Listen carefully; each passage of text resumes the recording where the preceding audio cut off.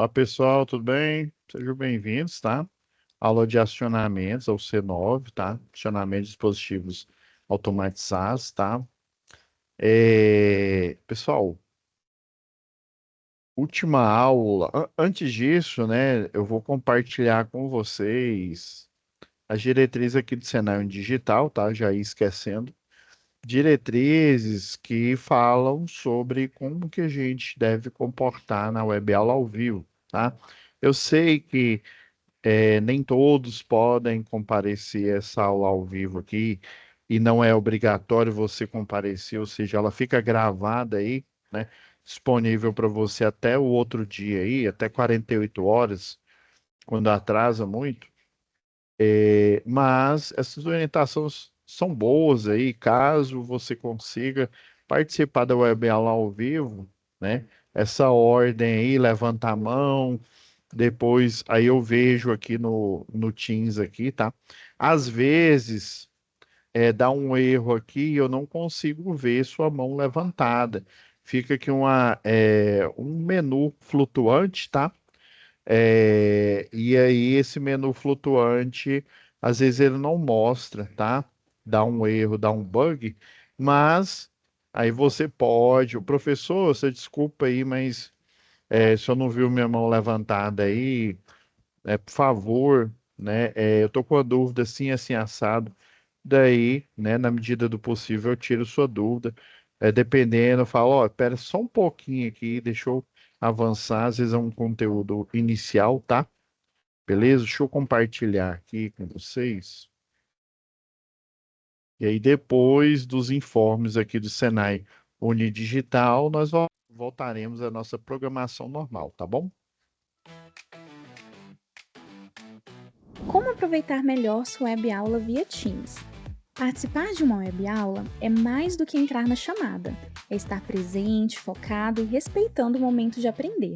Vamos às dicas? Escolha um lugar tranquilo, bem iluminado e sem barulhos. Isso ajuda você e toda a turma a manter o foco na aula. Entre na sala alguns minutos antes do horário. Assim você consegue testar a internet, o áudio e começar a aula com calma. Sempre que possível, mantenha a câmera ligada. Isso mostra envolvimento. Mas lembre-se, esteja com roupa apropriada, em um local adequado e cuide do que aparece ao fundo. Você está em um ambiente de aprendizagem. Quer falar? Use o chat ou a função levantar a mão. Respeitar o tempo de fala do outro ajuda todo mundo a participar melhor. Evite distrações durante a aula. Feche outras abas, guarde o celular e foque no conteúdo. Esse é o seu momento de aprender. Em caso de dúvidas sobre o conteúdo, fale com seu tutor ou tutora. Para dúvidas sobre acesso ou uso da plataforma, procure um monitor. Use o AVA, ele é o seu canal direto com a equipe. Você faz parte da aula e a gente está aqui para ajudar você a aproveitar o melhor dela.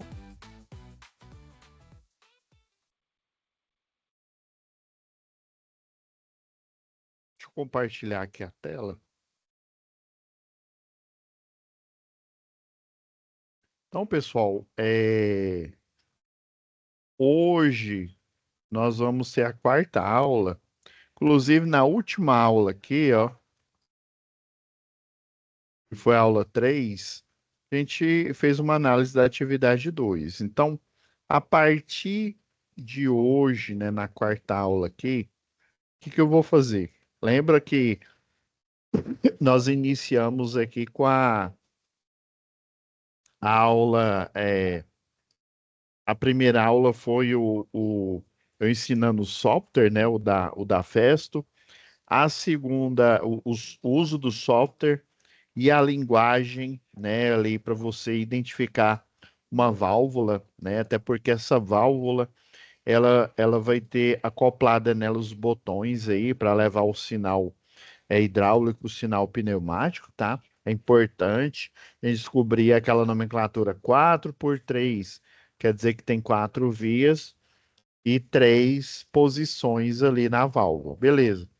A partir da segunda aula, já que você já conhecia, porque para fazer atividade é necessário você conhecer o software. Então, a partir da segunda aula, já tendo conhecimento mínimo do software, nós analisamos a atividade um. Terceira aula, analisamos a atividade 2 aí, com hidráulica. Hoje, o que que eu vou fazer? Eu poderia começar, né? Lembra que eu falei que depois disso, aí que a gente ia fazer a teoria, né? Certinho, falando sobre pneumática, hidráulica, para dar um dinamismo maior aqui. Hoje eu vou falar da teoria mais pormenorizada de hidráulica, tá bom? Aí na próxima aula a gente faz, pega a teoria, né, ali, né, passo a passo, só que a pneumática, tá bom? Então vamos lá. Eu vou usar até os exemplos que a gente já fez aqui, ó, da atividade um e da atividade 2, tá bom? Eu vou aproveitar aqui. Abrir, vocês desculpa, viu, pessoal, que tá muito frio aqui. A gripe tá braba aqui. Eu vou abrir aqui. Lembra que vai para aquela pastinha, tá? O que foi instalado, né? O software.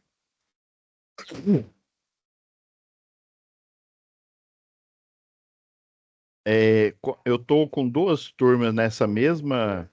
Você, tô com a de vocês aí, né? Jataí de Mineiros. Deixa eu pegar de Jataí aqui. Então, eu peguei aqui só para a gente ter uma referência. A gente pode até usar aqueles exercícios. Lembra que na primeira aula eu peguei, acho que foi o exercício um ou foi o 2 lá, para gente, pra vocês entenderem a teoria, que era bem simplesinho mesmo lá, tá? Agora, a teoria aqui da hidráulica, eu vou, eu vou pegar emprestado aqui a aplicação da hidráulica aqui, que é o caminhão lá de cesto aéreo, tá? Que a gente falou. Por que que eu estou pegando a teoria da hidráulica para a gente falar sobre ela, né, de forma, né, mais aprofundada? Porque na aula passada nós falamos de hidráulica, tá bom? Aí eu vou aproveitar que está mais quente aí, né, nas aulas aí, vou falar dela aqui.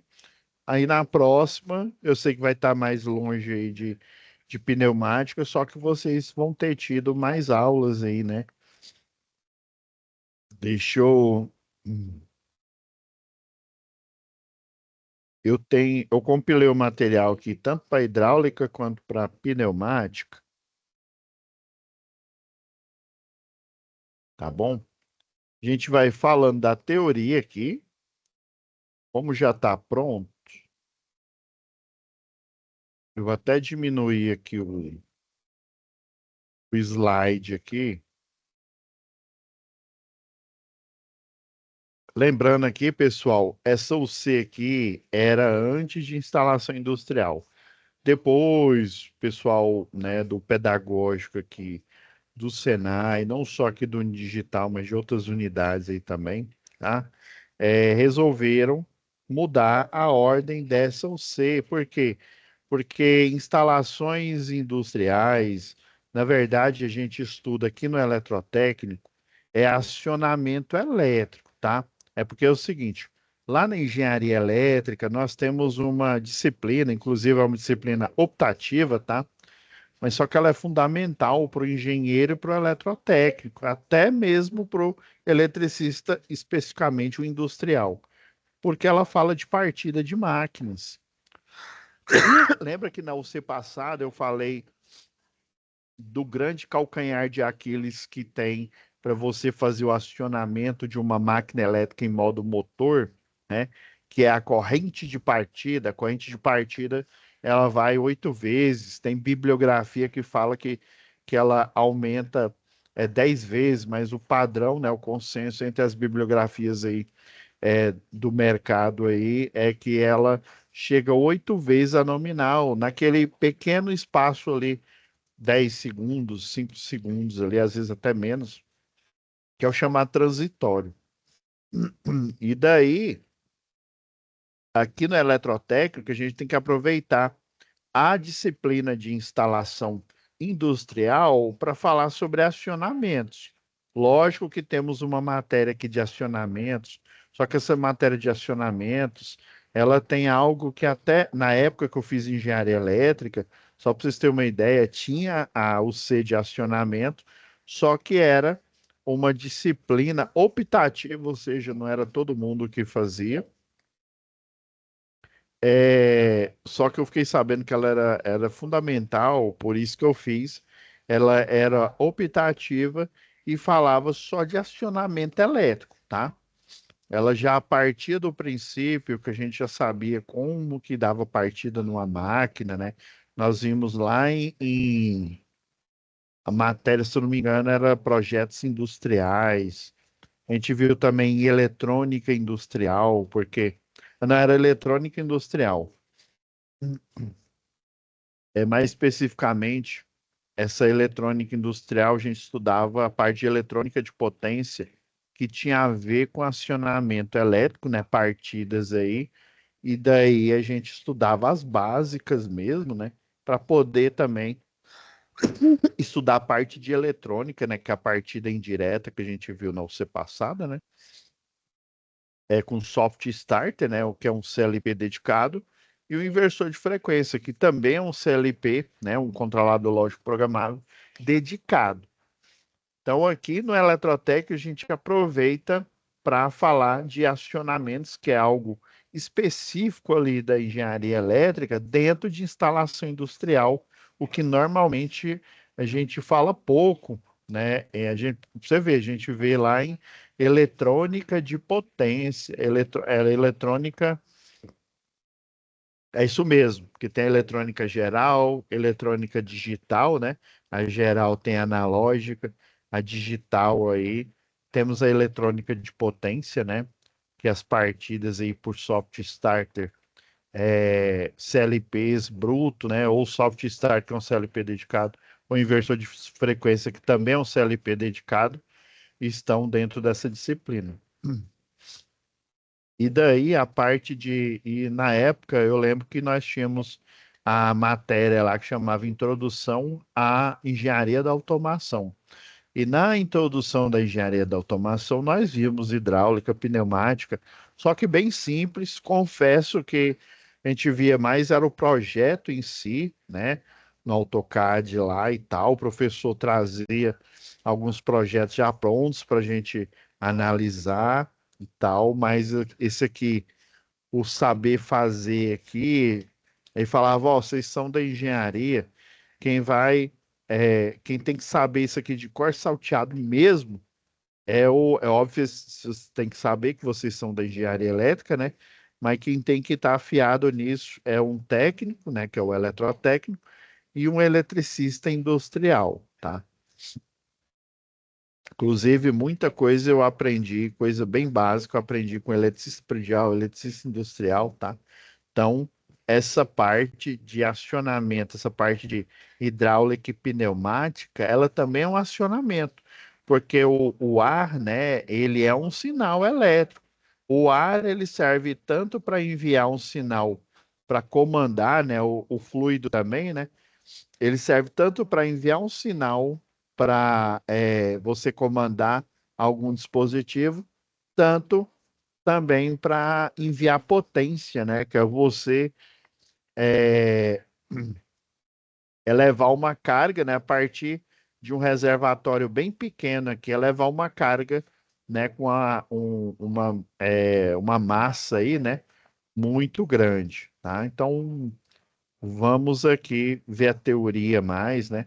E eu sempre gosto de começar fazendo até um paralelo aqui com potência aqui, né? Com a parte de transformadores aqui, já que o transformador ele tem o óleo que serve, é, o óleo do transformador ele serve mais para isolar, tá?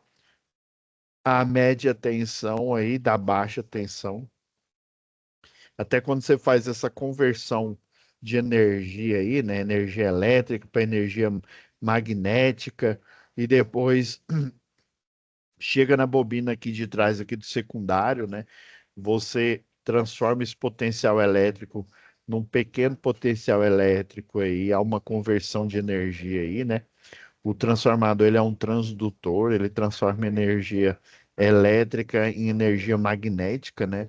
Inclusive tem uma parte lá da análise de circuitos, lá na engenharia, que nós estudamos os circuitos magnéticos, os acoplamentos magnéticos. Um transformador é um acoplamento magnético, né? É um transdutor, transforma uma energia de uma forma ali, né? Elétrica, com potencial elétrico, com corrente elétrica, em energia magnética mesmo. Variação de fluxo magnético ali, né? Que tem uma relutância, né? É a capacidade, é semelhante à resistência elétrica. Se a resistência elétrica seria, né, uma propriedade que um determinado diferença de potencial tem de fluir corrente ali, dado aquele material, né, elétrico, a relutância é do mesmo jeito, né? Você tem uma capacidade de gerar potencial magnético ali, fluxo magnético, dado o material ferro-silício ali, né? As chapas que você tem no enrolamento dele aqui, tá? Então, a vantagem da hidráulica na conversão de energia é você isolar, tá? Isolar o ambiente, assim como você tem umas subestações que você usa é, um gás ali, o hexafluoreto de enxofre, né? O SF6, utiliza-se o óleo mineral aqui. Aí na hidráulica, que é para transferir potência, transferir sinal hidráulico, né, de óleo aqui, ela tem a vantagem, né, na transmissão de grandes forças usando pequenos componentes, ou seja, você deixou bem aqui na frente aqui, ó, você tem uma máquina hidráulica aqui, né? Você tem a unidade aqui, lembra quando a gente pega aqui, ó, a unidade motriz, ó, o grupo motriz aqui, ele tem o reservatório de óleo. Lembra que o pneumático ele pega o ar ambiente, filtra ele, né? Na hora que ele suga o ar ambiente, o compressor, ele compacta esse ar, mas ele já vai filtrando ele, compacta ele e aí libera pela bomba, né? A bomba elétrica ali, o ar pressurizado no circuito, né? Na tubulação pneumática. Do mesmo jeito, ele pega o óleo aqui, né? O óleo que fica no reservatório aqui, suga ele para uma bomba hidráulica aqui, né? Ou seja, ele gira esse motor aqui, ele vai gerar uma força centrípeta ali, né? Que aponta para o centro, e depois ela girando aqui, ela vai ser expulsa pelo circuito hidráulico, pressurizando com óleo aqui, tá? E a vantagem é que o fluido, né, ele é mais denso aí, e num circuito hidráulico, ele pode transmitir grandes forças usando pequenos componentes, ou seja, eu tenho esse reservatório aqui, eu tenho esse motor hidráulico aqui, eu tenho, né, essa aplicação aqui, ó, que é um exemplo de transmitir muita força com componentes pequenos. Lembra aqui que você tem o motor hidráulico aqui, na verdade, quando o pessoal lá da Tecmax, que fica aqui em Goiânia, em Goianira, né? Pessoal, muito obrigado aí, o pessoal da Tecmax aí sempre me apoiou enquanto eu estava prestando serviço para as concessionárias aí de energia local, né? Para outras concessionárias também. Sempre o dono lá foi muito solícito aí, né? Agora, hoje, quem está à frente é o filho dele aí, né? Então, o, você pega o trem de força aqui, né? Faz uma modificação, tá? É basicamente o que eles fazem. E pega o invólucro aqui, o óleo pressurizado, e pressuriza ele para todo esse braço mecânico aqui, tá? Né, nos pistões aqui, basicamente, né? Tem uma parte aqui que é por corrente, tá? A transmissão, mas o motriz aqui, ó, tá vendo? Tem um pistão aqui, tem um pistão das sapatas para estabilizar o caminhão, tá? Então, um controle, ou aquele controle remoto que eu comentei aula passada, ou o controle aqui, né, que tem é duplo controle, tanto para o operador quanto o controle remoto, que até no caminhão tem também, tá? Mas o padrão hoje é no controle remoto, ou seja, com apenas o controle, obviamente o motor hidráulico ele fica aqui, tem um reservatório, só que com o motor aqui, né? Você liga o motor de combustão interna, ele vai gerar pressão, né? Um pequeno reservatório ali de óleo, né? Ele vai gerar uma força muito grande aqui, né? O princípio chamado princípio de Pascal. Eu desenhei aqui na aula que eu tive ontem com os alunos, tá? Então, é o princípio dos vasos comunicantes. Você, você pode exercer pressão, tá? A uma determinada altura, que é o braço de alavanca lá. E você pode mover, né? Elevar cargas e com um pequeno volume, né? Um volume ali de óleo, você pode elevar em alturas maiores, tá? E, né? Até dependendo aí mantendo uma das variáveis aqui contínua. Por exemplo, a única variável que vai ser contínua aqui no reservatório vai ser o volume. Vocês concordam aí, né? O volume do invólucro, então só vai variar a pressão e a altura. E a pressão e a altura aqui, elas são diretamente proporcionais. Quando eu aumento a pressão aqui na alavanca, né? Eu vou aumentar a altura também, né? Proporcionalmente, né? Por isso que lá num veículo, por exemplo, veículo que tem direção hidráulica, né? Eu consigo ter precisão, né? O sistema ali hidráulico ali, né? Diferente do sistema elétrico ali. Ah, eu tenho direção elétrica. A direção elétrica, ela é leve, enquanto o circuito ali, né? A bateria está funcionando, ali, o carro está funcionando. A partir do momento que você desliga, você, né, sofre muito para fazer o giro ali do volante. Do mesmo jeito, e hidráulico, quanto tem fluido lá nos reservatórios, você exerce pouca força aqui, né? Você faz um movimento, é igual aqui, você faz um movimento pequeno na alavanca e gera um grande movimento lá no braço de alavanca do caminhão, por exemplo, aqui do caminhão de linha viva. Então, transmissão de grandes forças, posicionamento preciso, eu consigo cirurgicamente fazer, né, devagar ali, né? Inclusive, ele consegue mover grandes forças. Essa precisão é porque é gradativo. Você vai mexendo aqui na alavanca aqui, né? Você vai mexendo aqui na alavanca e aí o circuito aqui, ó, é como se essa parte aqui, ó, por exemplo, quando ele tá ligado aqui, né, ele fica circulando, tá, no sistema hidráulico aqui, né, o óleo, tá? A partir do momento que eu faço um determinado movimento aqui, ó, né, um comando, tá certo? O comando aqui, ele é mecânico, né? Ele é manual aqui pela o movimento da alavanca aqui, né? Ele poderia ser manual aqui, você ter um o retorno que é por mola, né? Já que é um cilindro de dupla ação, né? Tanto o avanço quanto o recuo é hidráulico, né? Isso é importante. Só no controle aqui, ó, que o sinal ele é mecânico, né? O sinal ele é mecânico para acionar e para retornar a posição, né? A da alavanca aqui, que é a válvula, né? A válvula é como se fosse o borne, tá? Lá do quadro elétrico.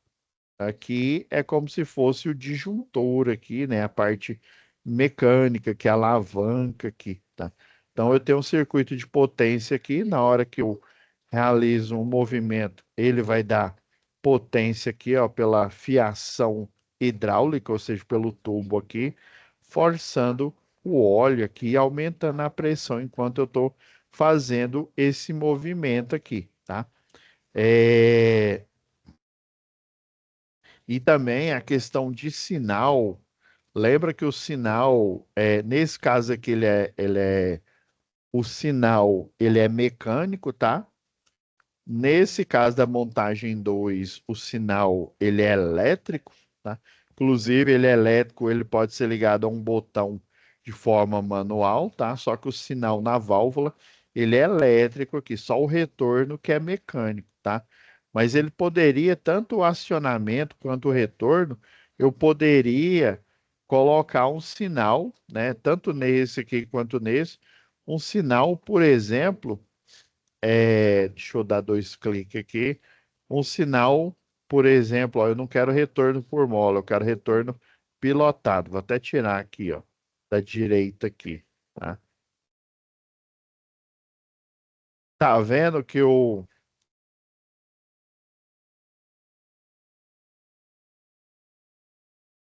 tá vendo, ó? Ele começou, como ele não tem um retorno para ele ficar aqui, ó, se eu, por exemplo, ó, vou iniciar aqui.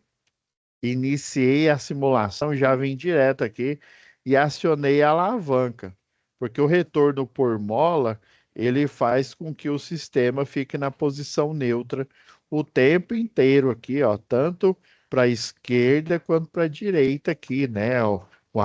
A alavanca no sentido de avançar e a outra alavanca no sentido de recuar o cilindro, tá? Ele precisa ter esse retorno aqui, né? Igual os botões, né? Que a gente tem lá, os botões elétricos aí, lá em acionamento de máquinas, né? De motores aí, elétricos.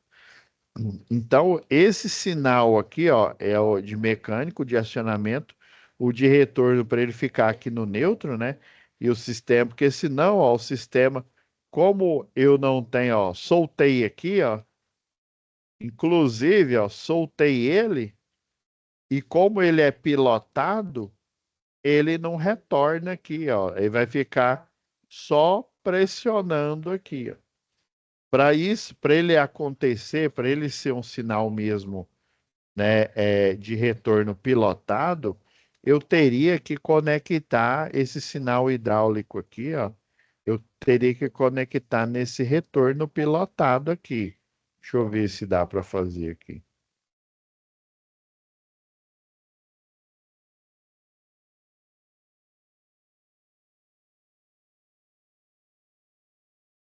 Retorno pilotado aqui, ó. Eu teria que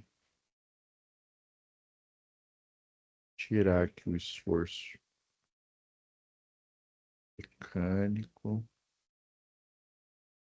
O pilotado é um sinal aqui, ó.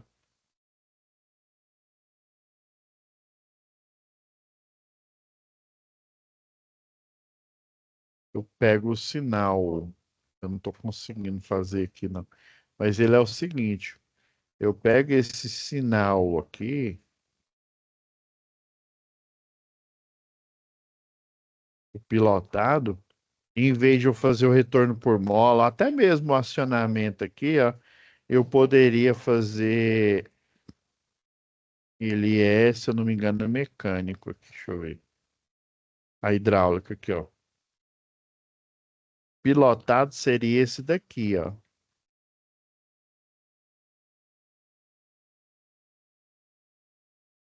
Se não me falha a memória, é esse.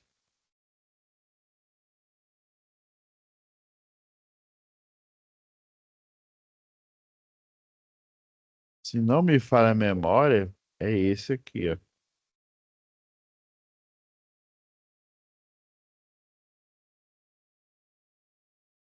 Deixa eu ver aqui se dá para.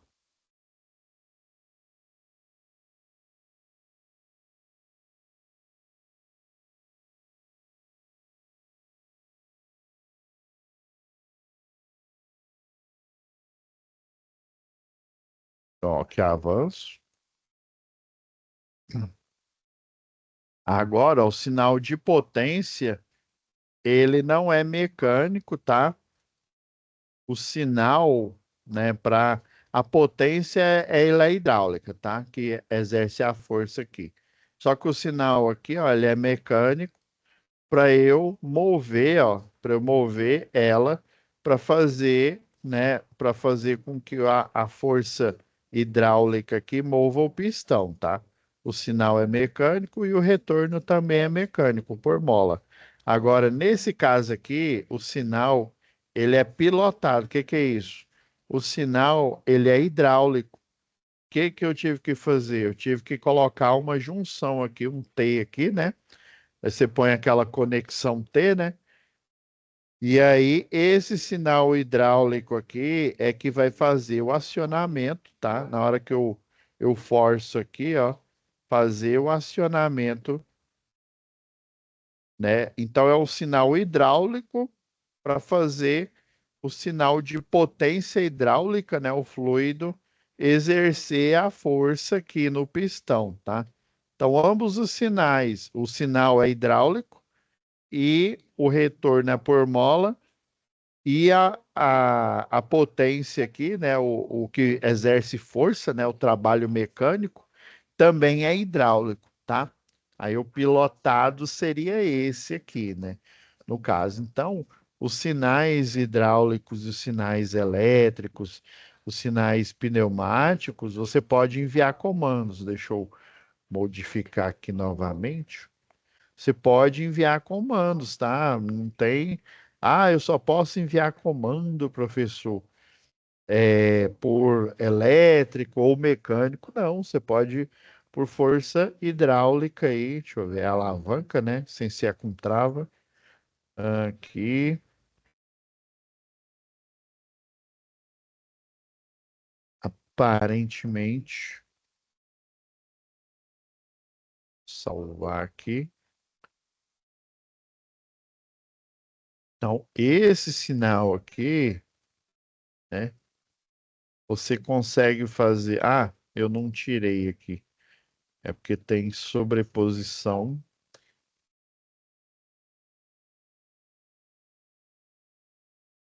Retorno, vou tirar o retorno pilotado e deixar só o retorno por mola, tá? Que é o retorno pilotado, por que que ele não funciona? Por que que é o retorno por mola que está funcionando aqui? Porque o por mola ele é mecânico e é uma mola aqui, né? Ela tem ó, a lei de Hooke lá, lembra? É Kx, né? A força elástica aqui, né?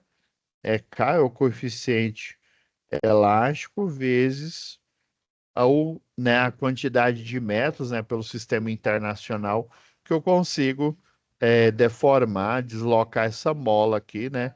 No caso, essa aqui, ela tem um movimento longitudinal, né? Eu tenho um movimento aqui, ó, longitudinal, no sentido aqui da mola. Eu posso ter também feixe de molas, né? Igual caminhões aí, né? Você tem várias molas aqui, né? E aí, em vez desse movimento ser longitudinal, né? Esse movimento aqui, ele é oscilatório, tá? Esse aqui também você pode considerar uma oscilação longitudinal. Aqui, oscilatório aqui de para baixo e para cima, na hora que o caminhão aqui, né? Que aí vai ter o eixo cardan aqui, vai ter as rodas aqui, né?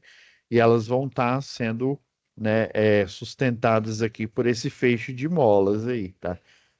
Então, é totalmente agora voltou a ser mecânico aqui, tanto o sinal de acionamento quanto o sinal de retorno, porque ele tem que retornar, porque já que é uma chave de 3 posições, né? Lembra que essa aqui é 4 vias, né? 4 barra, que é 4 vias, barra 3 vias, né? Ou esse que é o nome, né? 4 barra 3 vias, ou seja, 4 vias e 3 posições. Aí a gente confunde bastante, né? Igual eu falei na primeira aula, porque a gente só fala vias, né? A gente não fala das posições.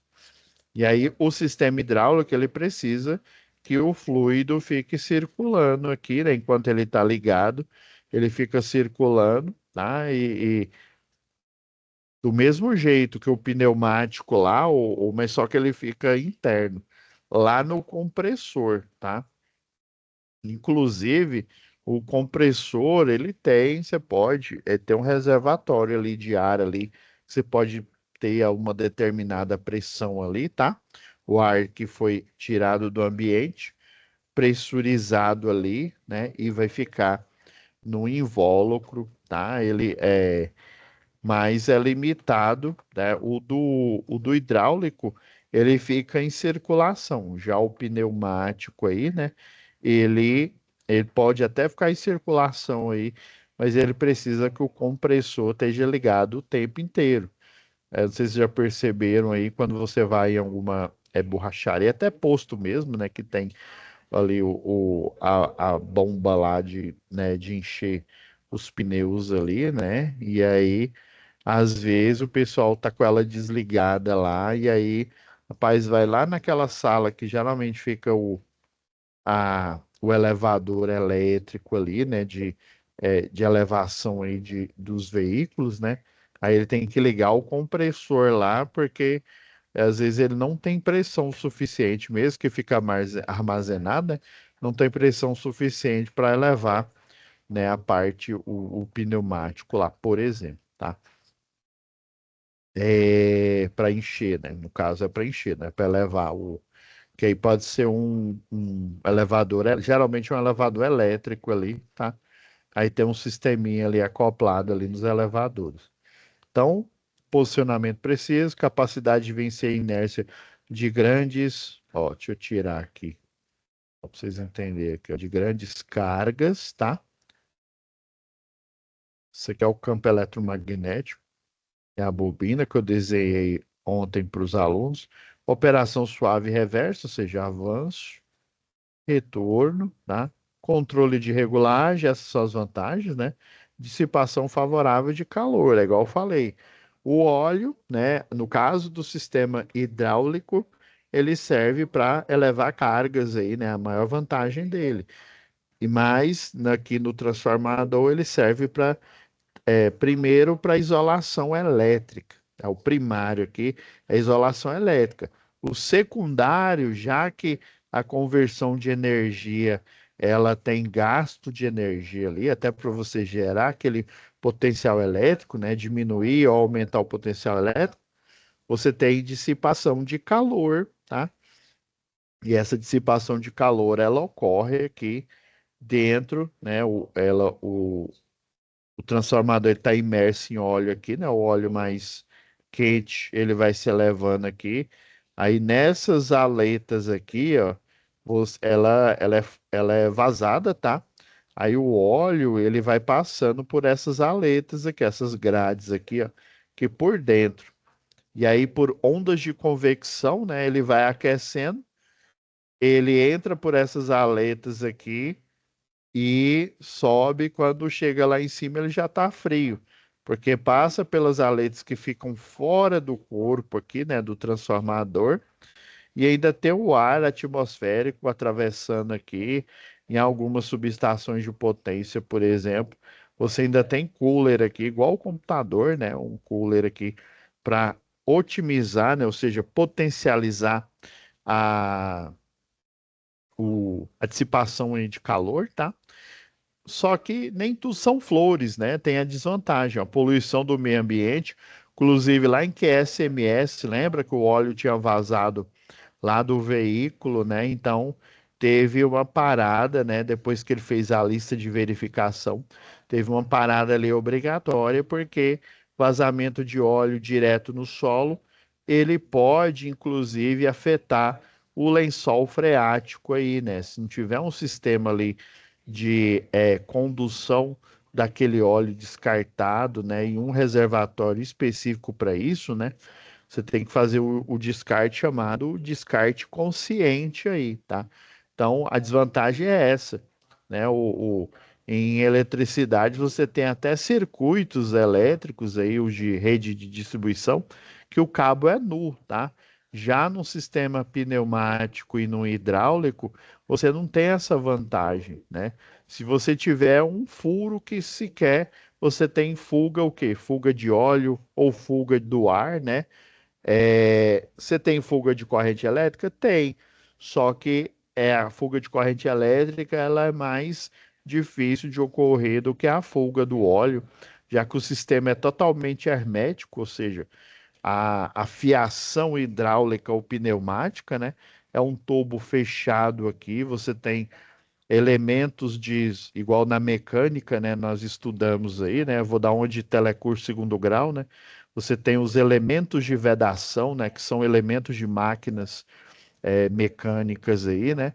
Os elementos de vedação que vão tornar a fiação hidráulica que são os tubos, né?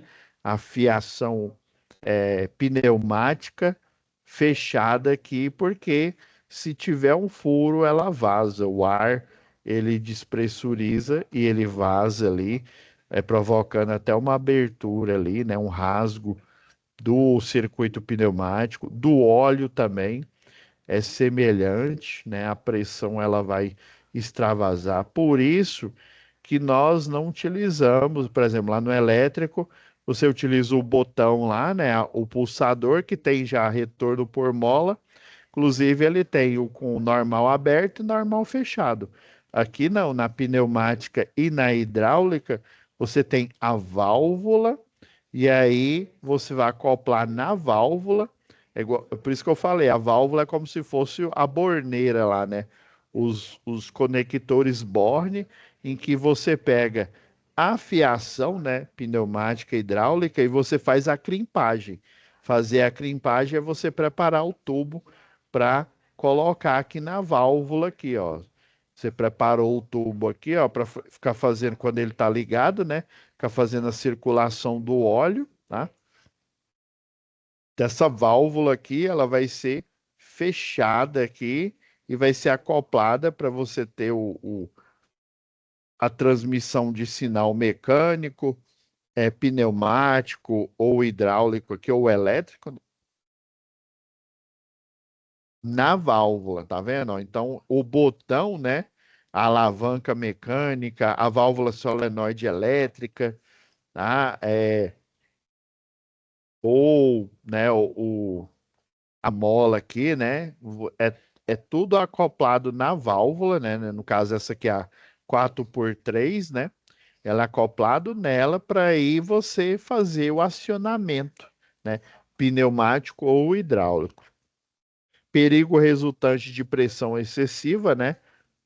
Os dois têm, tá? Esse perigo aí, né? Tanto o hidráulico quanto o pneumático. Sensível a variações de temperatura. É, alteração na viscosidade aí, né? Já que o ar também é um fluido, tá? Ele é considerado como um fluido. Só que aí a viscosidade, né? Esqueci o outro termo, não é a fluência, não. A viscosidade dele aqui, ela, ela não é dispersa. Ela depende de um meio aqui, já do fluido do ar, né? O ar, ele, por exemplo, ele assume o volume do invólucro onde ele está, né?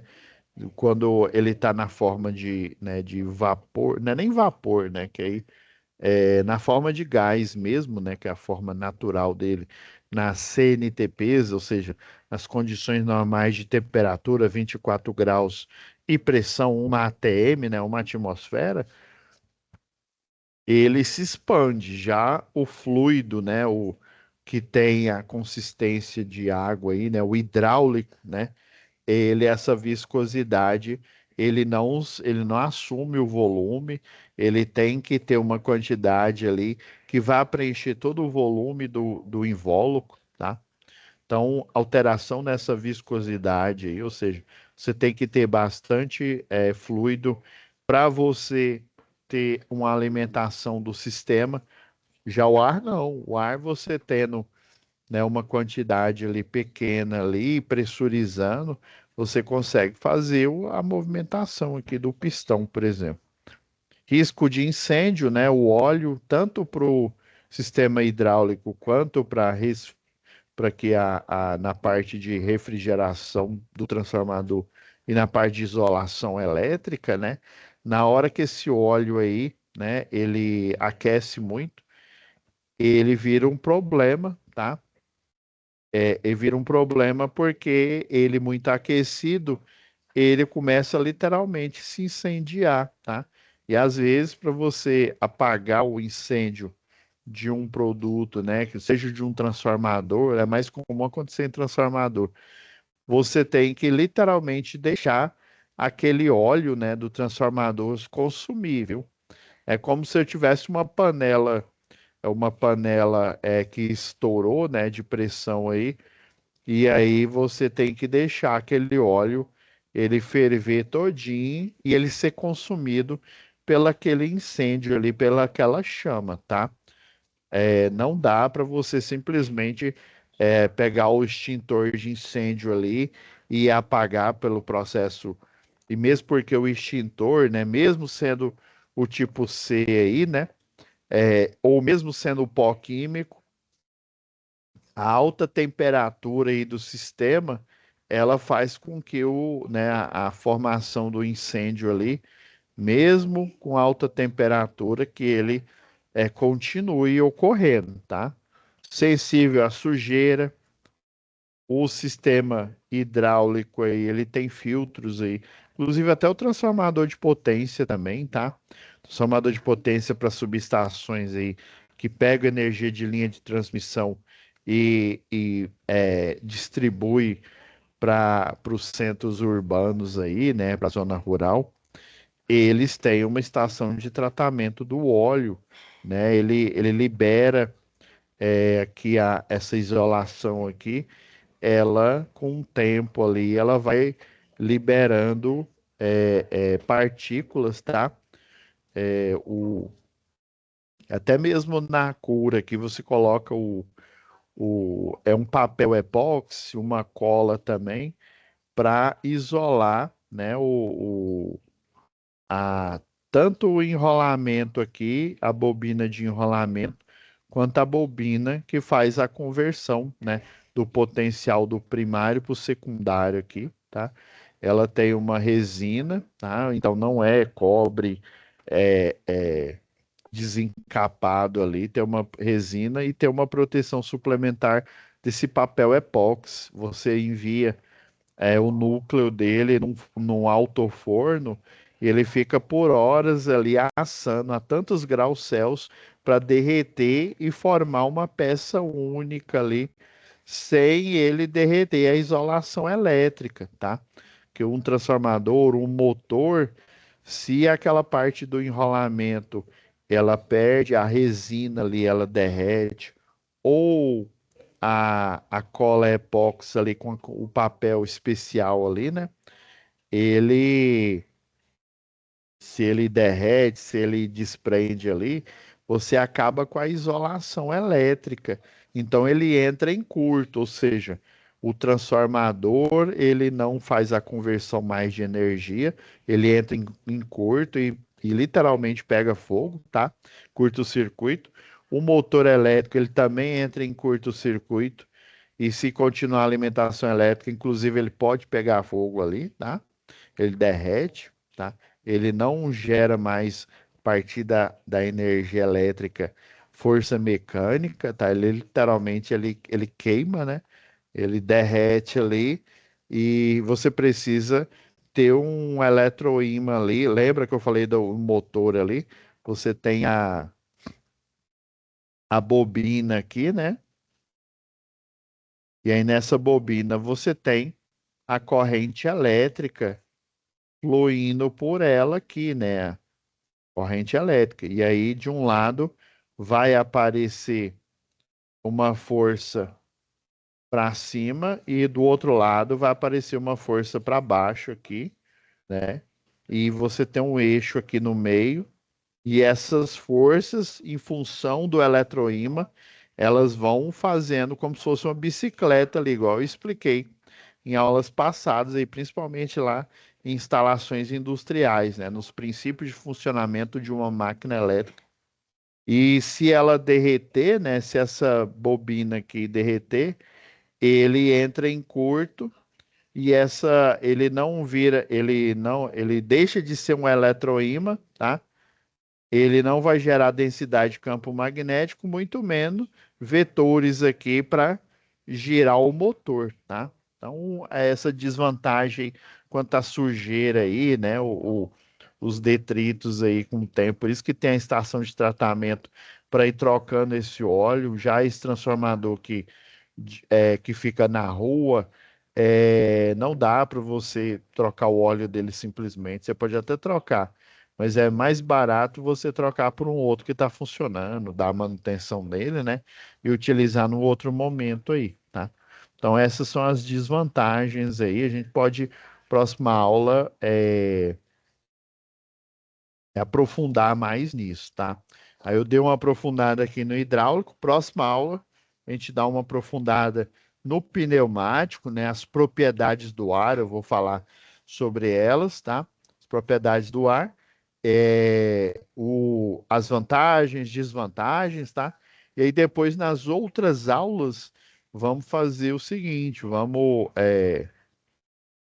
hoje está sendo a quarta aula aqui, né? Então, aí na quinta aula a gente fala, aprofunda na teoria agora do pneumático, na sexta e na sétima vamos resolver exercício aí aplicando a teoria. E se der para vocês aparecerem aqui, né? Dependendo aí, a gente tira dúvidas também, tá bom? Na última aula, que vai ser 4 de abril aí, né? Ou 4 não, 7 de abril, a gente pode até pôr também como uma aula de dúvida, tá bom? Então é isso, pessoal. Fiquem com Deus, tá? E até a nossa próxima web aula. Tchau, tchau, pessoal. Prazer. Valeu.